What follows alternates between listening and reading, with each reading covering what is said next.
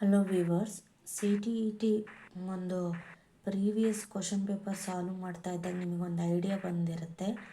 C D P ಮೇಲೆ ನಮಗೆ 4 ಥರದಲ್ಲಿ ಕ್ವಶನ್ಸ್ನ ಕೇಳ್ತಾ ಹೋಗಿರ್ತಾರೆ. ಒಂದು ಸೈಕಾಲಜಿಕಲ್ ಕಾನ್ಸೆಪ್ಟ್ಸು, ಅಂದರೆ ಟೆಕ್ಸ್ಟ್ ಬುಕ್ ರಿಲೇಟೆಡ್ ಆಗಿರುತ್ತಲ್ಲ, ಥಿಯರೀಸು ಯಾವುದಾದ್ರು ಒಂದು ಅಂತಂದರೆ ಪಿಯಾಗೆ, ವೈಗಾಸ್ಕಿ, ಥೊರನ್ಡ್ಯಾಕ್ ಇವರೆಲ್ಲ ಈ ಒಂದು ಫಿಸಿಕಲ್ ಕಾನ್ಸೆಪ್ಟ್ಸಲ್ಲಿ ಬರ್ತಾ ಹೋಗ್ತಾರಲ್ಲ, ಅದ್ರ ಮೇಲೆ ಒಂದು ಸ್ವಲ್ಪ ಕ್ವೆಶನ್ಸ್ನ ಕೇಳ್ತಾರೆ. ಇನ್ನೊಂದು ಕ್ಲಾಸ್ ರೂಮ್ ಕ್ವೆಶನ್ಸ್, ಅದರಲ್ಲಿ ಟೀಚರ್ ರೋಲ್ ಏನು, ಸ್ಟೂಡೆಂಟ್ಸ್ ರೋಲ್ ಏನು, ಟೀಚರ್ ಯಾವ ಥರ ಪ್ರಾಬ್ಲಮ್ಸು, ಕ್ಲಾಸ್ ರೂಮ್ ಪ್ರಾಬ್ಲಮ್ಸ್ನ ಸಾಲ್ವ್ ಮಾಡ್ಬೋದು, ಈ ಥರ ಕ್ವೆಶನ್ಸು ಬರ್ತಾ ಹೋಗುತ್ತೆ. ಹಾಗೆಯೇ N C F, N E P ಮೇಲೆ ಕ್ವೆಶನ್ಸ್ ಬರ್ತಾ ಹೋಗುತ್ತೆ. ಇಲ್ಲಿ ನಾನು ಎಕ್ಸಾಂಪಲಿಗೆ ಎನ್ ಸಿ ಎಫ್ 2005 ಅಂತ ತೊಗೊಂಡಿದ್ದೀನಿ. ಇದು ಅಲ್ಲದೇ ಇನ್ನು 1980ಸಲ್ಲಿ ಒಂದು ಬಂದಿತ್ತು, ಒಂದೇ ಕ್ವೆಶನ್. ಅದರ ಮೇಲೆ ಮತ್ತೆ ಕ್ವೆಶನ್ ಬಂದಿಲ್ಲ.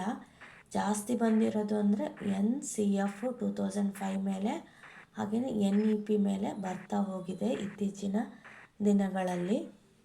ಸೊ ಇದ್ರ ಮೇಲೆ ಸ್ವಲ್ಪ ಕಾನ್ಸಂಟ್ರೇಟ್ ಮಾಡಿ. ಇದರಲ್ಲಿ ಏನಿಲ್ಲ, ಇಂಪಾರ್ಟೆನ್ಸು ಮತ್ತು ಪ್ರಿನ್ಸಿಪಲ್ಸು, ಡಾಟಾ, ಲ್ಯಾಂಗ್ವೇಜ್ ಬಗ್ಗೆ ಏನು ಹೇಳಿದೆ ಇದೆಲ್ಲ ನೋಡ್ತಾ ಹೋಗ್ಬೋದು ಈ ಒಂದು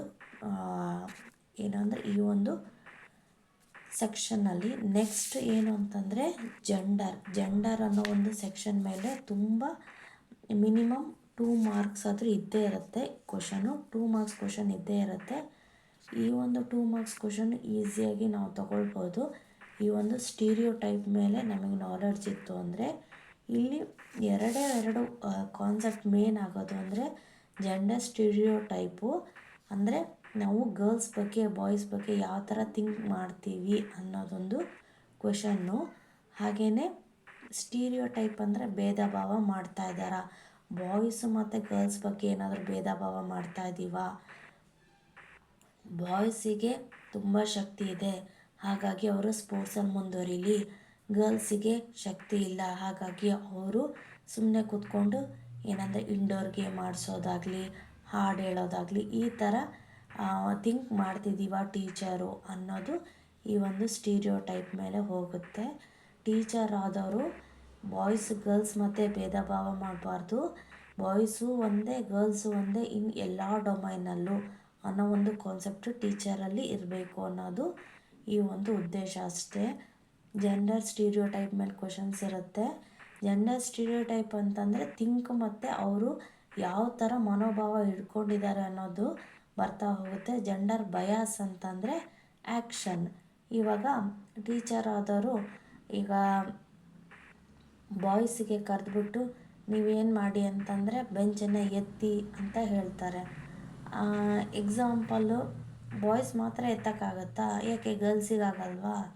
ಅಥವಾ ಬಾಯ್ಸ್ ನೀವು ಪ್ರೋಗ್ರಾಮನ್ನು ಆರ್ಗನೈಸ್ ಮಾಡಬೇಕು, ನಿಮ್ಮ ಕೈಲಾಗುತ್ತೆ, ಏಕೆ ಗರ್ಲ್ಸಿಗಾಗಲ್ವಾ? ಅವರಿಗೂ ಆಗುತ್ತೆ.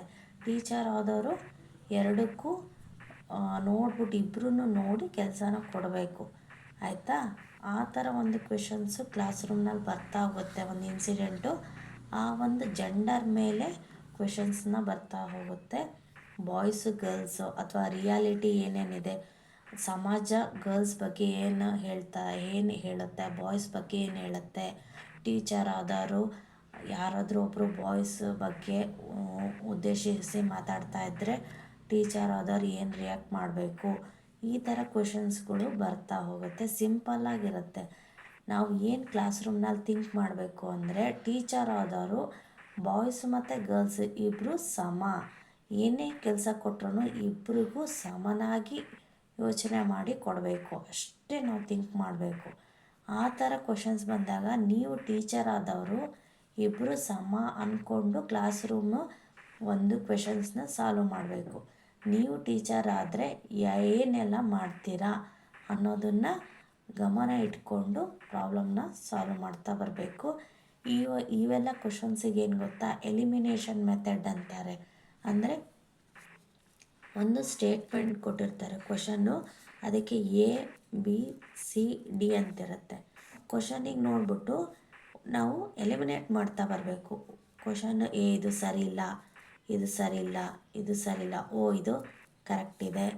ಇದು ಮೆಥಡ್ ಏನು ಅಂತಂದರೆ ಎಲಿಮಿನೇಷನ್ ಮೆಥಡ್. ಈ ಥರ ಮೆಥಡನ್ನ ಯೂಸ್ ಮಾಡಿಕೊಂಡ್ರೆ ಟೈಮ್ ಕಮ್ಮಿ ಟೈಮ್ನಲ್ಲಿ ನಾವು ಬೇಗ ಆನ್ಸರ್ನ ಮಾಡ್ಬೋದು. ಈ ಒಂದು ವಿಡಿಯೋ ನಿಮಗೆ ಯೂಸ್ ಆಗುತ್ತೆ ಅಂದ್ಕೊಂಡಿದ್ದೀನಿ. ಮತ್ತೊಂದು ವಿಡಿಯೋದಲ್ಲಿ ಸಿಗೋಣ. Thanks for watching.